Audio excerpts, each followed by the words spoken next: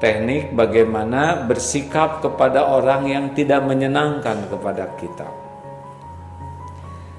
Kalau ada orang yang tidak menyenangkan sikapnya, apakah nyinyir, berkata jelek, karena tingkatan keburukan tuh beragam. Ini yang baru dengan kata-kata dan tulisan, nyinyir lah ya, nggak enak lah ya. Satu, kalau ada orang yang nyinyir atau bersikap kurang baik kepada kita, yang pertama ini adalah ladang ilmu. Kita jadi tahu bahwa perilaku nyinyir itu jelek. Perilaku nyinyir itu bikin gak enak. Perilaku nyinyir itu akhlak yang tidak baik. Dengan ada yang nyinyir kepada kita, kita makin tahu bahwa perbuatan buruk ini tidak boleh kita lakukan. Jadi seperti dapat ilmu, oh nyinyir itu buruk sekali. Komentar-komentar buruk itu tidak menyenangkan, bikin gak enak. Berarti kalau saya melakukan nyinyir surinyir, pernyinyiran kepada orang lain tidak akan enak, orang lain akan kecewa, orang lain akan sakit hati. Gara-gara kita dinyinyirin, maka kita bertekad tidak mau melakukan kenyinyiran. Itu ada nggak bahasa Indonesianya begitu? Pernyinyiran ini ya, dia menyinyiri kita. Nah, kita tidak boleh memberikan kenyinyiran. Jadi rumit begini. Pokoknya kalau ada yang nyinyir kepada kita, itu ilmu.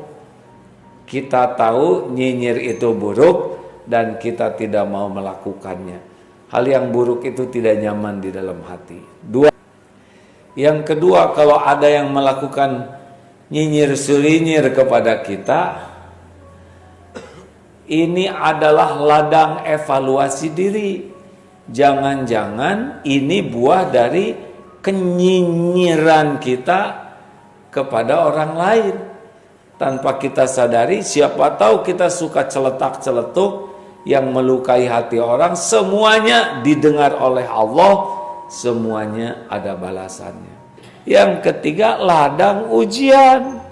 Harus bersyukur kalau ada yang nyinyirin, karena ini bisa menjadi ladang ujian. Ujian itu penting. Kalau tidak ada ujian, kita tidak naik derajat.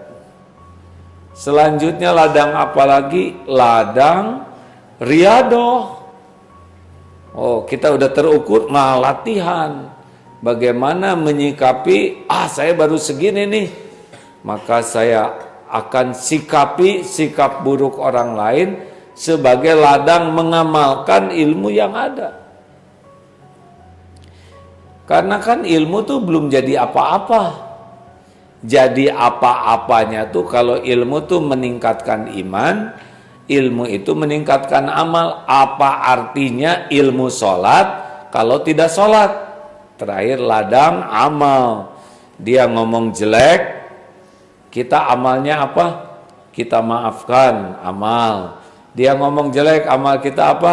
Idfa billati hiya ahsan, tolak keburukan dengan cara yang lebih baik, amal. Dia ngomong jelek, apalagi amal soleh buat kita selain memaafkan? Mohonkan ampunan baginya. Ya Allah, ampuni sahabat saya ini. Kan begitu. Dia doakan kebaikan. Dia berbuat jelek, kita tetap berbuat baik. Contoh, berikan contoh kebaikan. Kalau dia ngomong jelek, kita ngomong jelek. Dia menghina, kita menghina. Dia membuka aib, kita buka aib.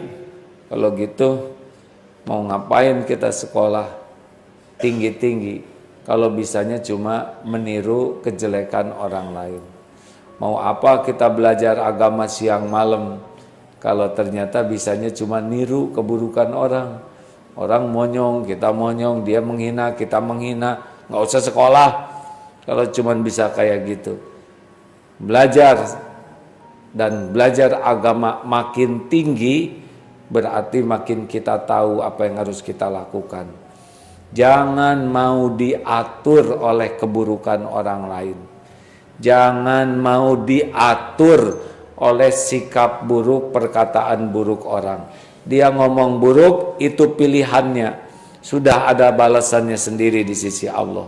Urusan kita adalah mulut kita, perkataan kita. Karena yang kembali kepada kita adalah apa yang kita lakukan. Jelas rekan-rekan sekalian? Maka mulailah perbaikan negeri ini dengan 3M. Bagaimana? Mulai dari diri sendiri. Yang kedua, mulai dari hal yang kecil. Yang ketiga, mulai saat ini. Tidak boleh kelamaan M-nya ya.